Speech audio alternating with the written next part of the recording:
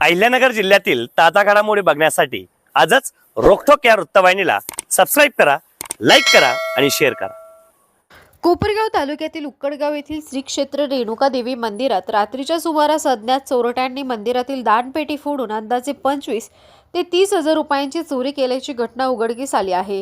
या घटनेमुळे परिसरात खळबळ उडाली असून गावकऱ्यांमध्ये संतापाची भावना व्यक्त होत आहे। घटनेची माहिती मिळताच कोपरगाव तालुका पोलीस ठाण्याचे पोलीस निरीक्षक संदीप कोळी यांनी तत्काळ घटनास्थळी भेट देत पाहणी केली। तसेच अज्ञात चोरट्यांचा शोध घेण्यासाठी पोलिसांकडून तपास सुरू झाला आहे। दरम्यान प्रशासनाच्या तपासासाठी सध्या मंदिर बंद ठेवण्यात आले आहे। या घटनेनंतर मंदिर परिसरात सुरक्षा वाढवण्याची मागणी ग्रामस्थांकडून केली जात आहे। तसेच चोरट्यांना लवकरच अटक केली जाईल असा विश्वास पोलिसांकडून व्यक्त करण्यात येत आहे।